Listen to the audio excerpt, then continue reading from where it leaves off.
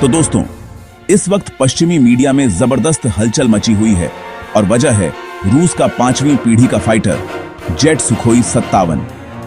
खास बात यह है कि चर्चा इस बात को लेकर हो रही है कि अगर इस जेट में भारतीय तकनीक, खासकर भारतीय एवियोनिक्स को गहराई से शामिल किया गया तो यह अमेरिकी F-35 के लिए गंभीर चुनौती बन सकता है। मिलिट्री वॉच मैगजीन जैसे प्लेटफॉर्म पर लगातार इसे लेकर चेतावनियां दी जा रही हैं। असल में यह कोई हवाई अनुमान नहीं है। इसकी जड़ें भारत और रूस के बीच चल रही वास्तविक बातचीत में छिपी हैं। रूस सुखोई 57 के लिए भारत को लगभग हर स्तर की तकनीक देने के संकेत दे रहा है। इसी बीच एयर मार्शल अनिल चोपड़ा का बयान सामने आया, जिसमें उन्होंने इसे मेड ऑफ ऑफर्स कहा। यही बयान पश्चिमी मीडिया में चर्चा का बड़ा आधार बन गया। अब सवाल उठता है कि भारतीय तकनीक में ऐसा क्या खास है जिसने पश्चिम को बेचैन कर दिया। इसका सबसे बड़ा जवाब है गैलियम नाइट्राइड आधारित सेमीकंडक्टर तकनीक।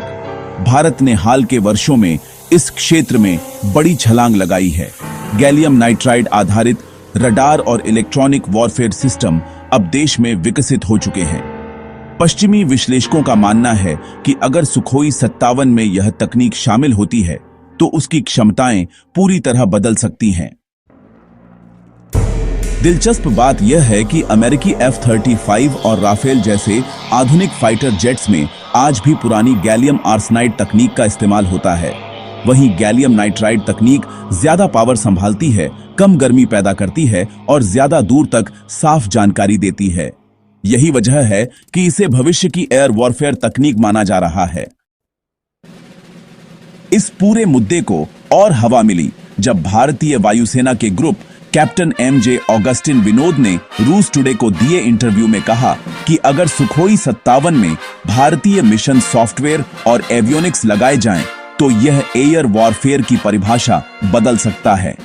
पश्चिमी मीडिया ने इस बयान को तुरंत उठाया। विश्लेषकों का कहना है कि सुखोई 57 की सबसे बड़ी कमजोरी उसका हार्डवेयर नहीं बल्कि सेंसर फ्यूजन और सॉफ्टवेयर है। इसके उलट अमेरिकी F-35 की असली ताकत उसका एडवांस्ड सेंसर फ्यूजन है, जो पायलट को रियल टाइम में एक साफ तस्वीर देता है। सुखोई 57 में सेंसर शक्तिशाली हैं, लेकिन डेटा अलग अलग रूप में दिखता है, जिससे निर्णय लेने में थोड़ा समय लगता है। यहीं पर भारतीय तकनीक गेम चेंजर बन सकती है। भारत ने mission computer, network centric warfare और इलेक्ट्रॉनिक वॉरफेयर सिस्टम्स में बड़ी प्रगति की है। अगर ये सिस्टम सुखोई 57 में शामिल होते हैं तो यह फाइटर जेट सिर्फ मजबूत नहीं बल्कि बेहद स्मार्ट भी बन जाएगा। आज भारत उन चुनिंदा देशों में शामिल है जो गैलियम नाइट्राइड आधारित डिफेंस इलेक्ट्रॉनिक्स खुद विकसित कर सकते हैं। यही वजह है कि पश्चिमी मीडिया मान रही है कि यह तकनीक अमेरिकी F-35 और सुखोई 57 के बीच मौजूद गैप को काफी हद तक भर सकती है, और अगर ऐसा हुआ तो एयर वॉरफेयर का संतुलन बदल सकता है। अब सवाल आपसे है, क्या भारत को इस मौके पर सुखोई 57 को भारतीय तकनीक के साथ अपनाना चाहिए या फिर अभी और सोचने की जरूरत है? बाकी आप लोग इस पर क्या सोचते हैं? अपनी राय नीचे कमेंट में जरूर बताएं।